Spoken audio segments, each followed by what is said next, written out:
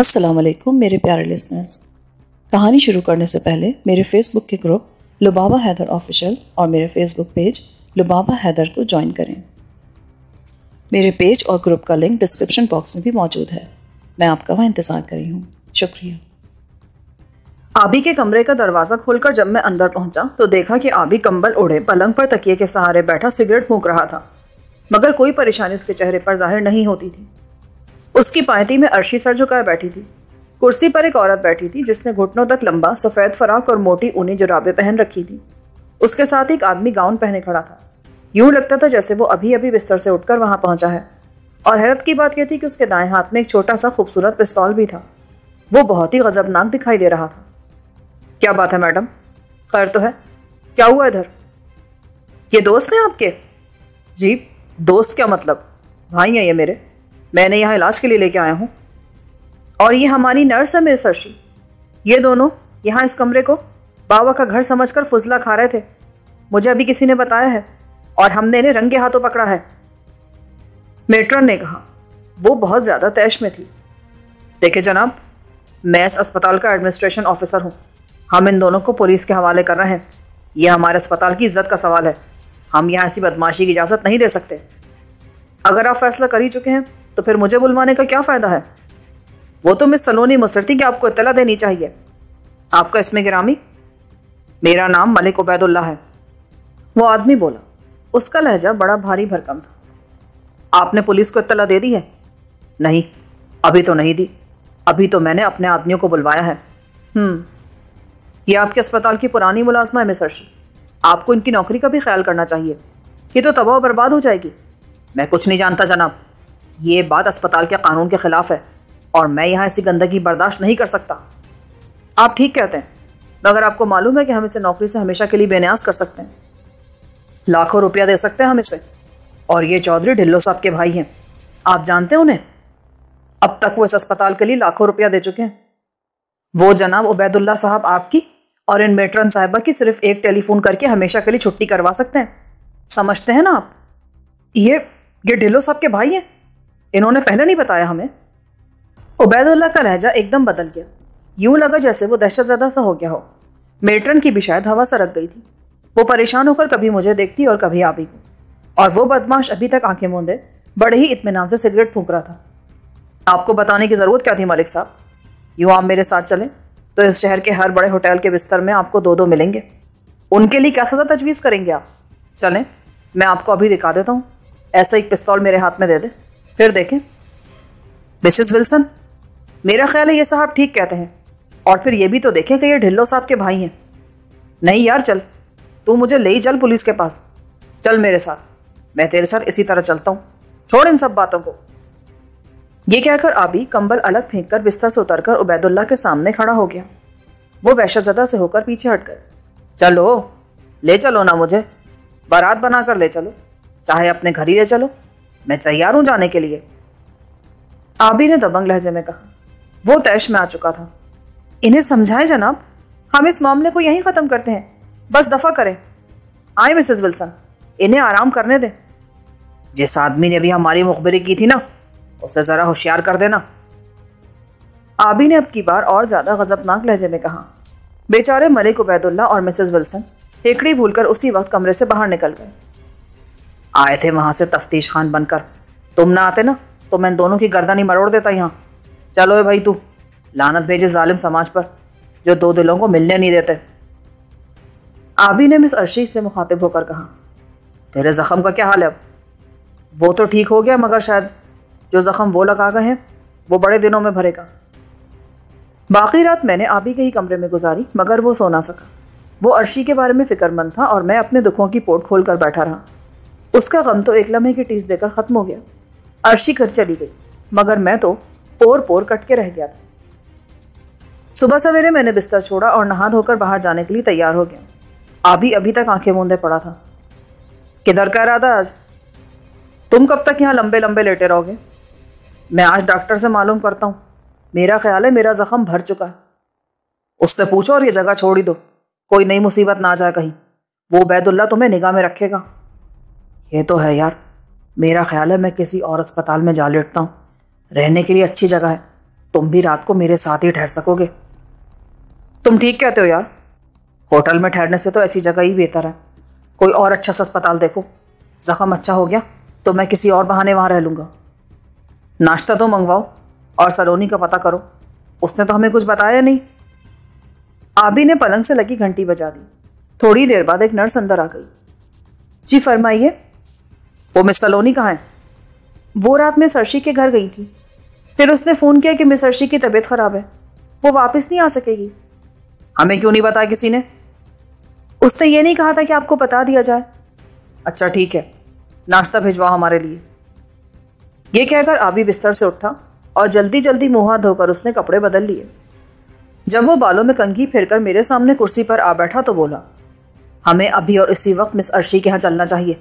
मुझे डर है कि उसकी तबीयत ज़्यादा ख़राब ना हो गई हो। हाँ मेरा भी यही ख्याल है। ये नाश्ता वाश्ता भी छोड़ो, लानत भेजो। तुम चलो, कोई टैक्सी इधर लेकर आओ। तुम चल सकोगे? हाँ हाँ, 2-4 कदम तो चल ही सकता हूँ। ठीक है तुम बैठो, मैं टैक्सी लेकर आता हूँ। मैं कमरे से बाहर निकला। अस्पताल के अहाते में कई टैक्सियां खड़ी थीं। मैंने एक ड्राइवर को इशारे से करीब बुलाया और उसे टैक्सी बरामदे में लाने के लिए कहकर आबी के पास जा ठहरा। उसने अपनी ज़रूरत की तमाम चीज़ें ट्रंक में बंद करके उसे ताला लगा दिया और फिर कमरे में मौजूद नर्स से बोला, सिस्टर हम एक बहुत ज़रूरी काम से जा रहे हैं, दिन में किसी भी वक्त वापस आ जाएंगे। जी बहुत बेहतर। इधर कोई खुसर पुसर तो नहीं हो रही? रात को भी आप उधर ड्यूटी पर थी? जी नहीं, मैं भी उधर ही थी। बात शायद ज़्यादा लोगों तक नहीं फैली है। देखो बहन, हम इंसान हैं, कोई फरिश्ते नहीं। और वो अर्शी तुम्हारी ही बिरादरी की एक लड़की है। मिसेस विल्सन और उबैदुल्ला से कह देना कि वो मुंह बंद रखें, वरना अच्छा नहीं होगा। हमारा ये पैगाम उसे दे देना। जी मैं कह दूंगी, आप बेफिक्र रहें। हम खुद नहीं चाहते कि यहाँ कोई स्कैंडल फैले। ठीक है अब आप जाएं। आप यहाँ ना हो तो किसी से कह दें कि कमरे का ख्याल रखें। बेहतर होगा कि आप उसे ताला लगा दें। ये कहकर आबी मेरा सहारा लेकर कमरे से बाहर निकला और टैक्सी में जा बैठा। मिस अर्शी का घर हमने जल्दी ढूंढ लिया। दरवाजे पर लगी घंटी बजी तो कुंडी सलोनी नहीं खोली। वो बहुत घबराई हुई थी। हमें देखते ही बोली, ओह आबी साहब, अच्छा हुआ आप आ गए। अर्शी बहुत सख्त बीमार है और अस्पताल जाने के लिए तैयार नहीं, दवा भी नहीं खा रही। कहाँ है वो? ये कहकर हम दोनों अंदर दाखिल हो गए। आबी का रंग उड़ने लगा था। उसे मैंने कभी पहले इतना परेशान नहीं देखा था। सलोनी हमें कमरे में ले गई। अर्शी सामने ही थी। वो पलंग पर चित लेटी थी। उसने हमें देखा तो एकदम फूट फूट कर रोने लगी। ये अपना क्या हाल कर लिया आपने? ऐसी कौन सी मुसीबत आ गई थी? इतना परेशान होने की क्या जरूरत है आखिर? अर्शी ने डबडबाई हुई आंखों से आबी को देखा और फिर लिहाफ में मुंह डालकर जोर जोर से रोने लगी। आबी उसके बिस्तर से उठकर सलोनी के कंधे पर हाथ रखता हुआ मेरी तरफ झुका और सरगोशी के लहजे में बोला, यार इसे तो सख्त बुखार है, तुम सलोनी को भेजो, वो किसी डॉक्टर को बुला लाए, अपने अस्पताल में किसी को फोन कर दे। सलोनी ने यह बात सुन ली। वो मेरे करीब होकर बोली, कहें तो मैं अस्पताल से एम्बुलेंस मंगवा लूं, इसने ही मुझे रोक रखा है। नहीं, किसी प्राइवेट डॉक्टर को बुलाओ, अस्पताल पर लानत भेजो। वो उसी वक्त बाहर निकल गई। आबी फिर अर्शी के पास जा बैठा। उसकी हालत वाकई खराब हो रही थी। मैं किसी को वो दिखाने के काबिल नहीं रही आबी साहब। वो सब लोग मेरी इज्जत करते थे, मैं तबाह हो गई चौधरी साहब। अरे कुछ नहीं हुआ, चांद पर कोई नहीं थूक सकता चंदा। मैं तुम्हारे साथ हूं, तुम बिल्कुल फिक्र मत करो। तुम्हें नौकरी की भी कोई जरूरत नहीं। तुम चाहो तो मैं तुमसे शादी करने को तैयार हूं। मुझे तुम्हारी इज्जत हर शय से ज्यादा अजीज है। आबी ने बड़े ही दो टोक लहजे में कहा। मैं उसकी बात सुनकर हैरान रह गया। अर्शी उसको यूं घूर रही थी जैसे उसे अपने कानों पर एतबार ना आया हो। मुझ पर भरोसा रखो अर्शी, तुम्हें कोई कुछ नहीं कह सकता। मैं उसकी आंखें निकाल दूंगा। तुम जानती नहीं हो मुझे, संभालो अपने आप को। आबी की इतनी सारी तसल्लियों के बावजूद अर्शी को किसी पहलू चैन नहीं आता था। वो बिस्तर पर अपने गम की फरावानी में औंधे मुंह लेट गई और फिर उसने पलंग की पट्टी पर अपना सर दे मारा। वो शायद पागल हो गई थी। आबी ने उसको बड़ी मुश्किलों से संभाला। वो ऐसी सूरत हाल से कभी 2-4 हुआ होता तो उसे मालूम होता कि ऐसी सूरत में लोग क्या करते हैं। वो सहम गया था। हम सुबह ही सुबह वहां जा पहुंचे थे और मुझे हैरत थी कि मैंने अभी तक वहां माजिदा की सूरत नहीं देखी थी। ये रोना धोना बंद करो मिस अर्शी, लानत भेजो उस मिसेस विल्सन पर। उसे तो हम गाड़ी के नीचे कुचल देंगे, और उस उबैदुल्ला को भी। ये बताओ वो माजिदा कहाँ है तुम्हारी सहेली? अर्शी ने मेरी ये बात भी सुनी अनसुनी कर दी। उसे किसी बात का होश नहीं था। वो रह रहकर बड़ी सख्ती से मुट्ठियां भींचती थी। उसका बस नहीं चलता था, वरना वो अपने बाल और मुंह भी नोच खसोट लेती। आबी ने बड़ी ही मुश्किलों से उसको संभाले रखा। मैं उसे हाथ लगाते हुए डर रहा था, क्योंकि आबी अपने पागलपन में शहनशाही दिखा गया था। उसने उसे शादी की पेशकश कर दी थी, और मैं ये सोच रहा था कि ये मर्द भी कितना अहमक जानवर है। औरत के आंसू देखकर ही उसके हाथ पांव फूल जाते हैं। हालांकि वो मर्दों के हल्के में लोगों की गर्दनें काटकर भी परेशान नहीं होता। सलोनी बहुत तेज निकली। वो उसी इलाके के किसी डॉक्टर को उसके बिस्तर से निकाल लाई थी। वो अधेड़ उम्र का आदमी था। आते ही बोला, मैं डॉक्टर सलीम अख्तर हूँ, MBBS हूँ। मैंने सुना है कि मरीज अस्पताल में नर्स हैं। जी हाँ, और इनकी हालत बहुत खराब हो रही है। डॉक्टर समझदार आदमी था। उसने 3-4 मिनट तक अर्शी के मुआयने के बाद कहा, मरीजा किसी शदीद जहनी सदमे से दो चार है। मेरा ख्याल है ये मलेरिया, ना बुखार और ना ही कोई और चीज़ है। गम, गुस्से, तैश, सदमे जैसे हादसे इस किस्म के बुखार का सबब बनते हैं। हालांकि इनकी जिस्मानी हालत बहुत अच्छी है, फिर भी इन्हें बुखार हो गया। बहरहाल फिक्रमंद ना हो, शाम तक ये संभल जाएंगी। ये कहकर उसने सबसे पहले तो शायद बुखार दूर करने को अर्शी को टीका लगाया, जिसके लिए वो किसी भी तरह रजामंद नहीं हो रही थी। कोई 10 मिनट बाद डॉक्टर ने अर्शी की नस में कोई टीका घोंप दिया, और उसके साथ ही उसने उसे 4 गोलियां भी खिला दी। वो कोई 20 मिनट तक इस काम में मसरूफ रहा, और फिर वो ये देखकर मुतमईन हो गया कि अर्शी को नींद आ गई थी। वो बेसुध होकर हर शय से गाफिल हो गई। डॉक्टर ने उसकी नब्ज चेक की। इसी हालत में उसके फिशारे खून का जायजा लिया, और फिर अपना सामान समेट कर बोला, इंशाल्लाह शाम तक ये संभल जाएगी, आप बिल्कुल फिक्र ना करें। आपकी बड़ी मेहरबानी डॉक्टर साहब, इनकी ज़िंदगी और सेहत हमें बहुत ज़्यादा अजीज़ है।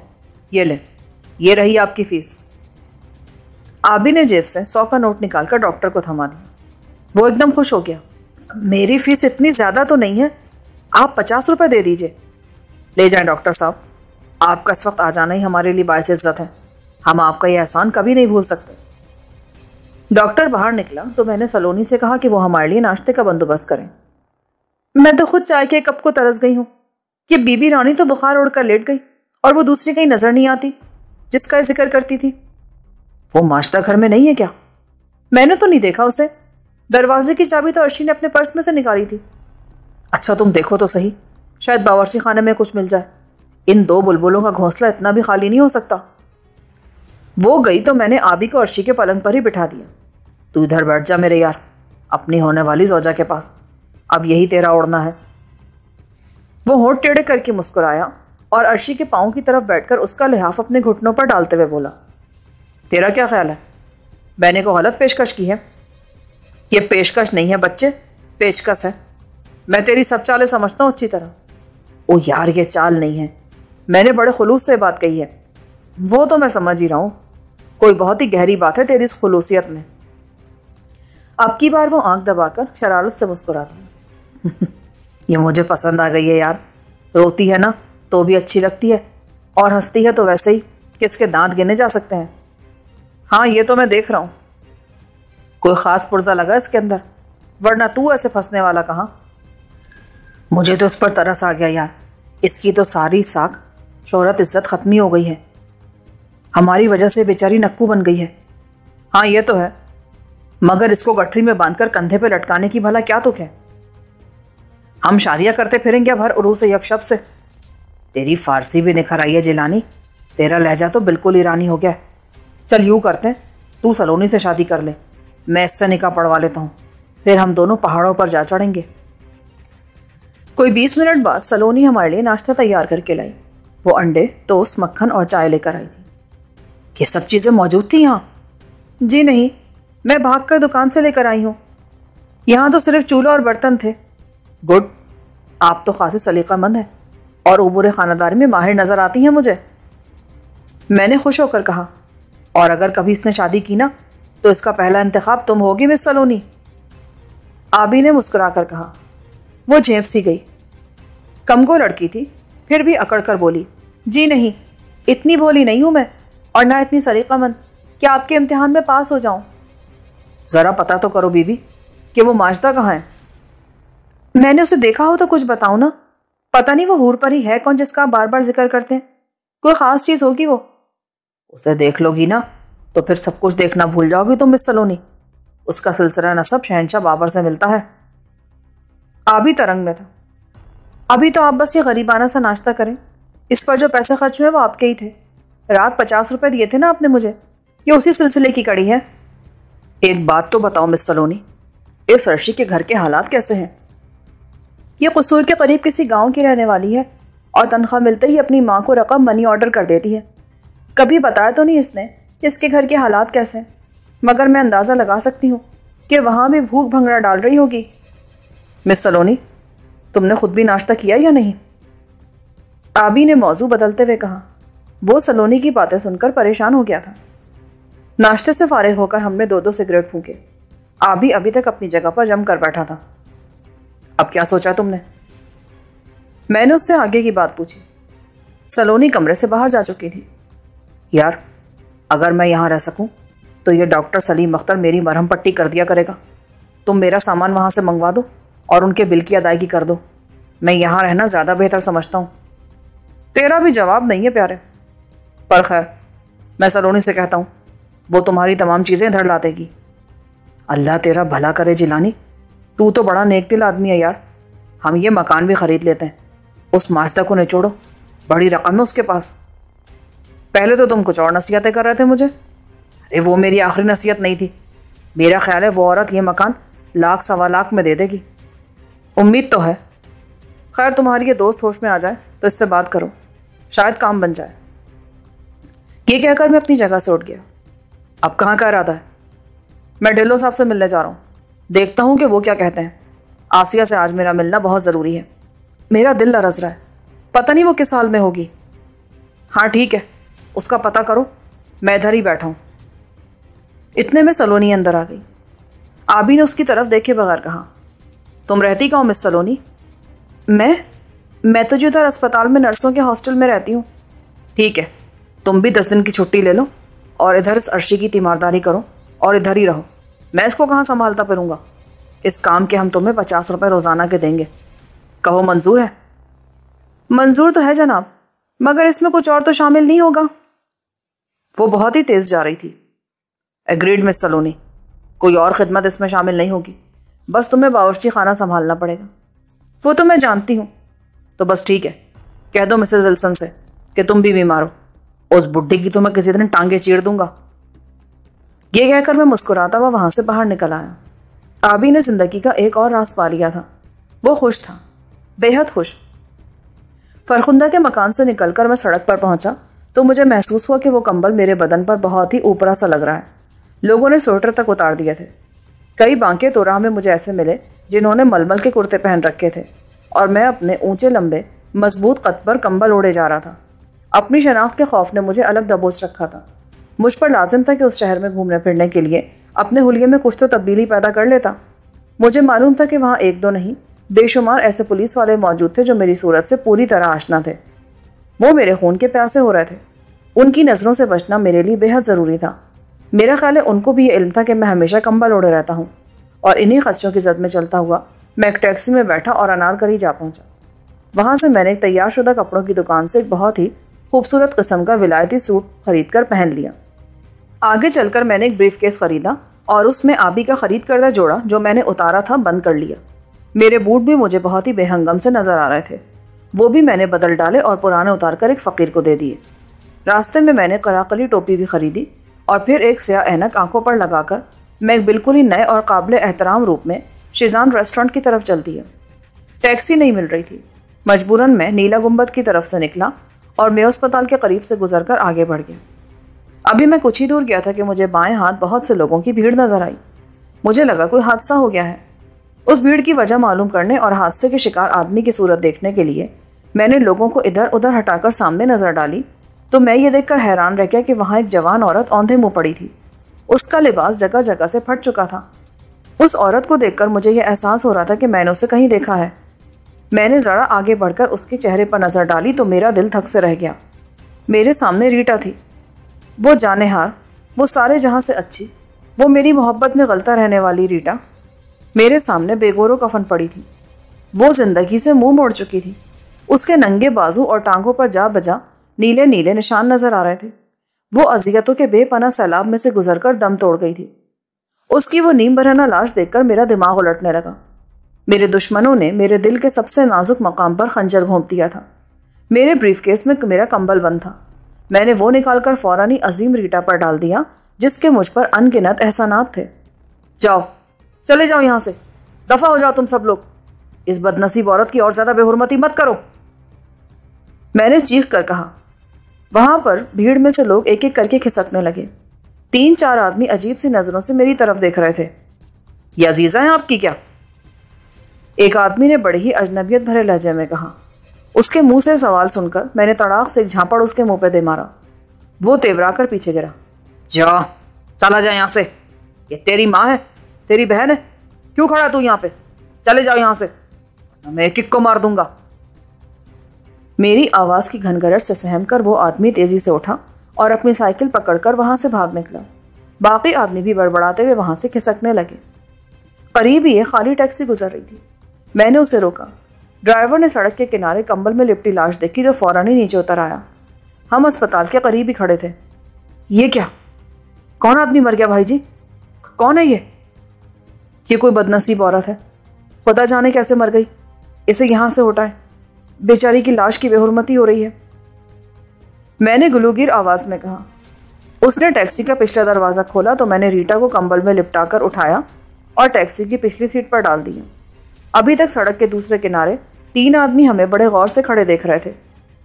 मैं उन्हें नजरअंदाज करते हुए बोला, चलो उधर माल रोड की तरफ चलो, वहां मैं अपने अजीज को साथ ले लूं। ड्राइवर ने रीटा का चेहरा देख लिया था। ये कौन है, बीमार थी क्या? मैं ऐसे नहीं जानता भाई, मगर किसी की तो कुछ लगती होगी ना ये बदनसीब औरत। तो फिर आप इसे थाने क्यों नहीं ले जाते? खुदा जाने इसके साथ क्या हुआ है।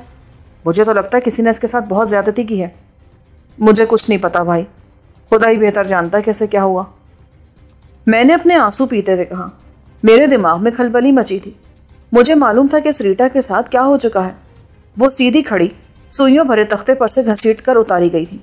उसे उन्होंने बदतरीन जिल्लतों से 2-4 किया होगा।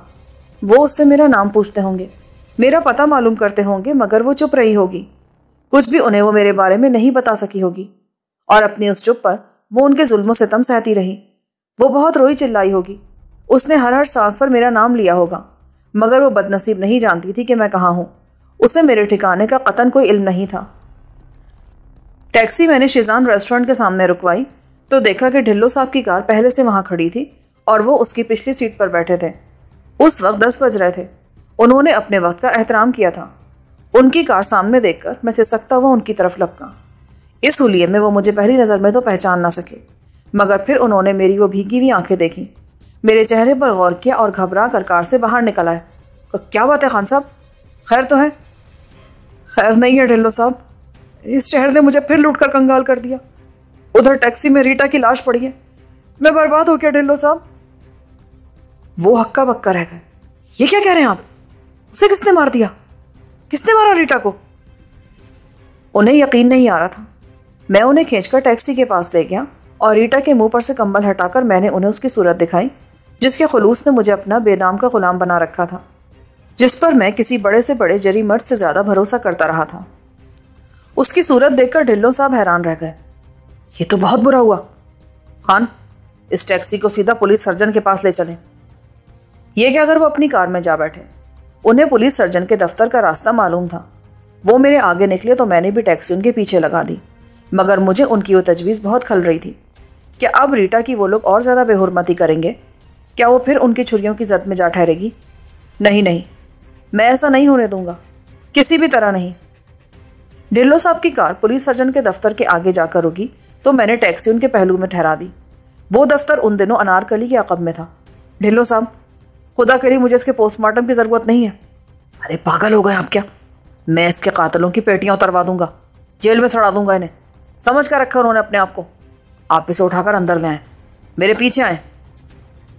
ये कहकर वो बड़े गुस्से से कार का दरवाजा अपने पीछे बंद करके पुलिस सर्जन के कमरे में जा घुसे। मैं भी रीटा को कंबल में लपेटकर उनके पास जा पहुंचा। पुलिस सर्जन का नाम बख्शीश बंगश था। ढिल्लो साहब को देखते ही वो बोला, क्या वहशत, ये मैं क्या देख रहा हूं? आपने कैसे जहमत फरमाई चौधरी साहब? आइए तशरीफ रखिए। मैं एक लावारिस औरत की लाश लाया हूं बंगर साहब। आप उसका मुआयना करें और तफसील से सब कुछ लिख कर दें कि उसके साथ हुआ क्या है। ओह आई सी। कहां से मिली ये लाश आपको? ये उधर मेयो अस्पताल से जरा आगे सड़क पर पड़ी थी। मैंने बड़े ही बुझे हुए दिल से कहा, आप इसे इधर कमरे में मेज पर डाल दें, मैं भी देखता हूं। ये कौन साहब है चौधरी साहब? ये इन्होंने तो वहां से लाश उठाई है, मैं भी इन्हें नहीं जानता। मैंने रीटा को पहलू के कमरे में पिछली लंबी मेज पर जाकर लेटाया और टैक्सी ड्राइवर को फारिग करने के लिए बरामदे में जा निकला। उसने मुझे देखा, इंजन स्टार्ट कर दिया। वो जाने के लिए तैयार बैठा था। मैं ड्राइवर को किराया अदा कर रहा था तो मुझे महसूस हुआ कि 3 आदमी गैर महसूस तरीके पर मेरे गिर्द अपना हल्का तंग कर रहे हैं। वो बड़े ही गैर महसूस से अंदाज से मेरी तरफ बढ़ रहे थे। उनमें से एक आदमी वही था जिसे मैंने उस सड़क पर दूसरी तरफ खड़े देखा था जहां से मैंने रीटा की लाश उठाई थी। एक लम्हे के लिए मेरा जहन झंझना के रह गया। वो मुझे पहचान चुके थे। बिजली के कूंदे की तरह यह एहसास मेरे जहन में उभरा कि मैं नरगे में आ चुका हूँ। ड्राइवर उस वक्त स्टीयरिंग के सामने बैठा था। मैंने उसे धकेलकर दूसरी सीट पर गिराया और बलाखिज रफ्तार से टैक्सी को घुमाकर दूसरे दरवाजे की तरफ लपका।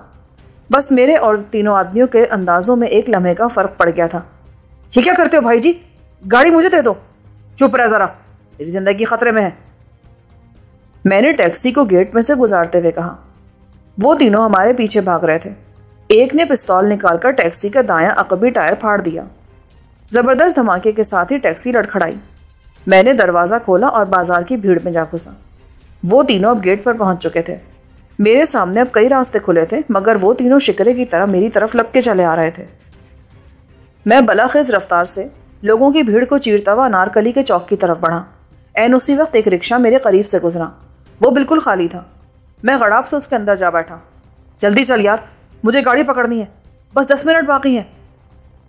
ड्राइवर मेरी बेचैनी को समझता हुआ संभल कर बैठा और रिक्शे का हॉर्न बजाता हुआ भीड़ को काई की तरह काटने लगा। अब मैं फिर उस सड़क पर से गुजर रहा था जहां से मैंने रीटा की लाश उठाई थी। रिक्शा जरा खुली जगह पहुंचा तो उसकी रफ्तार दुगनी हो गई।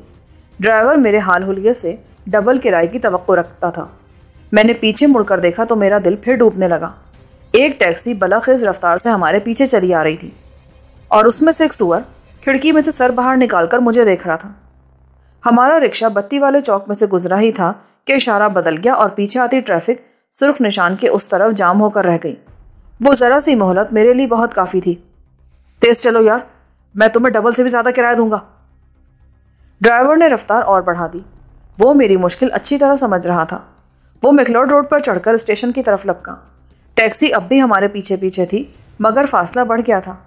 मैंने अगले चौक में पहुंचते ही रिक्शे को हॉल रोड की तरफ घुमा दिया और फिर लोगों की बेपनाह भीड़ में जो ही रिक्शे की रफ्तार मध्यम हुई, मैंने 10 रुपये ड्राइवर को थमाए और उसमें से उतरकर एक दफ्तर के खुले दरवाजे में जा घुसा। वो इमारत उन दिनों इंस्पेक्टर ऑफ स्कूल्स के पास थी। मैं उसमें दूर तक अंदर घुसता चला गया और दफ्तर के मुख्तलिफ कमरों में से गुजरता हुआ इमारत के पिछले हिस्से में जा पहुंचा। वहां कोई भी आदमी मौजूद नहीं था। उस इमारत की पिछली दीवार तक जब मैं पहुंचा तो मैंने महसूस किया कि अब वो शिकारी कुत्ते मेरी बू नहीं सूंघ सकेंगे। मैं उनकी दस्तबुर्द से बच निकला था। वो दीवार बहुत ही बोसीदा हो रही थी। पुरानी नानकशाही ईंटों से बनी हुई थी और ऊंचाई उसकी यही कोई 3 हाथ थी। मैंने बड़ी एहतियात से गर्दोपेश का जायजा लिया और फिर 2 मजबूत ईंटों पर हाथ रखकर मैं दीवार फांद गया। अब पिछले मकरू मंजर से मैं लाताल्लुक हो गया था। वो लोग वहां तक मेरे पीछे नहीं आ सके थे। रिक्शे वाले को पकड़ कर बैठे होंगे कि बेटे बता, वो सवारी तूने कहाँ खल्लास की। मैं एक मुहिब खतरे से बच निकला था, मगर इस हाल में कि अपनी जान बचाने के लिए मैंने रीटा को सर्जन की मेज पर लावारिस छोड़ दिया था। यह ऐसी बात थी जिससे मैं अपने आप में शर्मिंदा होने लगा। अगर रीटा की जगह आसिया होती तो भी क्या मैं ऐसे ही वहां से दुम दबाकर भाग निकलता? जो ही यह सवाल मेरे जहन में उभरा, मैंने अपना सर उस वहशी की तरह झटका जिसके माथे में गोली लग गई हो। वो मुझ पर बड़ा ही कड़ा वक्त था। एक लहजे के लिए मेरी सोच के धारे बदले तो मैंने गिरदोपेश का जायजा लिया। मैं एक हरे भरे छोटे से लॉन में खड़ा था जो किसी पुरानी कोठी का बाएं बाग था। वहां पर उम्दा सब्ज घास उगी हुई थी। मैं घास को अपने पांव से बचाता हुआ गुलाबों की रविश के साथ साथ चलता आगे बढ़ा। इमारत के पिछले हिस्से में 4 खिड़कियां थी जिनके ऐन वस्त में एक दरवाजा था। उस दरवाजे पर एक अंगूर की बेल मुहित थी और बहुत ही भली मालूम होती थी। वो किसी का घर था, किसी ऐसे आदमी का जिसको मैं नहीं जानता था। मैं उसकी 4 दीवारी की बेहुरमती का मुर्तकिब हुआ था, मगर मेरे पास इसके सिवा कोई और रास्ता भी नहीं था। मैं करता भी तो क्या करता।